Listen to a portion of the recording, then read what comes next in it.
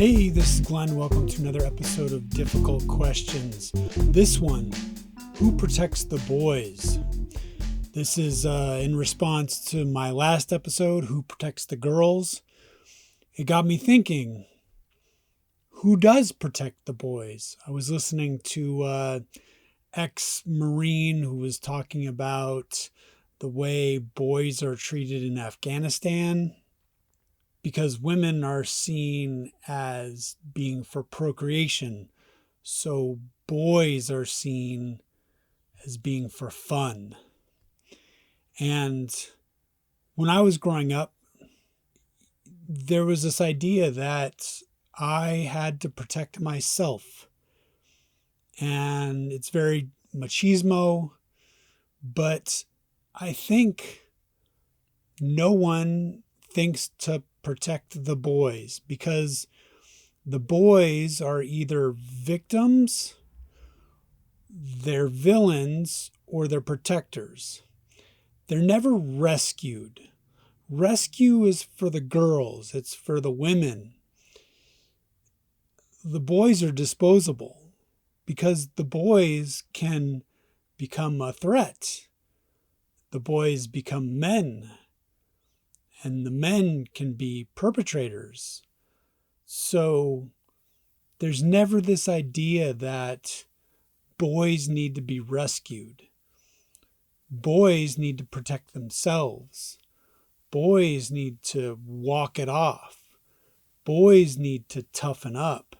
And I know in the past 20 years, there's been this idea that boys can be softer, but it never works out, because at some point, if the boy is a victim, well, the boy just wasn't tough enough. I was listening to criticism of some senators in the U.S. Senate, and some of them are very effeminate or effete. And because some people don't like them, that becomes a criticism. Oh, he's a senator that has always had to hide behind a manlier senator. This is 2026. So it never works out. Men have to protect themselves because no one is there to protect them. And I grew up in the 70s and 80s, so it was still a lot of, you have to be tough. You have to be tougher. If he hits you, you hit him back. You stand up for yourself. If you get something stolen, well, it's your responsibility. Because with boys, we are taught responsibility all the time. That is just the way of life. You are responsible for your own life. And my dad kind of came from a working class background, and my mom came from a conservative business class background. So I guess you could consider my upbringing to be somewhat conservative. That kind of idea of you have to make your own because no one is going to make it for you. There are no connections. There are no clubs to help you out. You are your own person. You really put that in the back of your mind, and you move forward in life, that no one is there to protect you. And I've met people from rougher backgrounds, and they have no expectation that anybody is going to save them. And when they were kids, you either got hit, or you kind of stayed away from it. I have a friend that always stayed away from firearms because he realized that firearms escalated things, and all his friends that had firearms ended up dead. So his job was to make sure he didn't get shot. No one was going to stop him from getting shot. He was responsible for him not getting shot. And I kind of grew up in the same vein, where I just had to worry about me. And there was also this expectation that you're going to protect weaker people. And since I'm a bigger guy, people just expect me to be this big, tough dude. And I'm not really. I just had to learn that, kind of a soft, artistic type. But there was no way I was going to survive as a soft, artistic type. I had to toughen up. I had to callous up.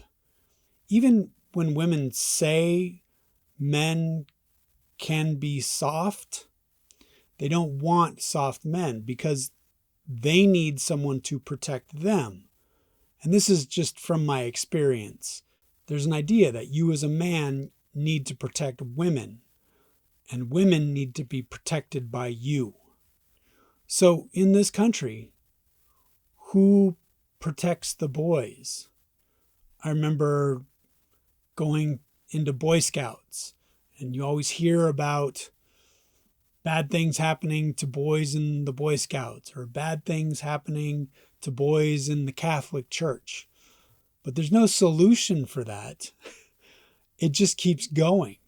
So you better figure out how to not be victimized.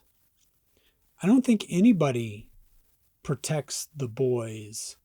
If there was a moral police, like I had suggested for protecting the girls, I think that moral police would be filled with a lot of guys. I don't know that women would step up to be protectors. I think some would, but in the back of our mind, we think women need to be protected, girls need to be protected, but boys, especially when we look at when boys grow up, when boys hit puberty, when boys have this sex drive, then girls need to be protected from those boys. So who's protecting the boys? I was listening to a guy that was talking about men checking each other out in bathrooms and locker rooms. And I am heterosexual. I've had gay friends, but I don't live that life. From what I've heard, and from what this guy says, sexuality is a lot more free among them. And he was saying that it's okay to check a guy out in the bathroom, and it's okay to check a guy out in the locker room. And where I grew up, if you did that, you were looking for a fight.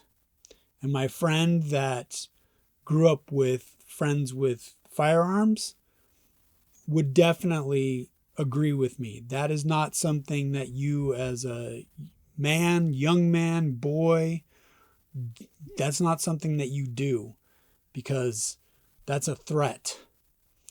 And as a boy, you are taught to stop anything that is uncomfortable immediately, or to be tough and work through it.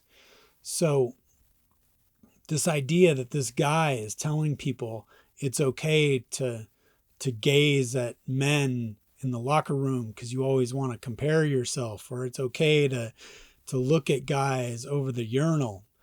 Not in my world. And I think that when you have men that think they can do that to men, to younger men, maybe to boys, who does protect the boys? It's not going to be the women. The women aren't there. They're looking for protection on their own. Who does protect the boys? I don't know. Thanks.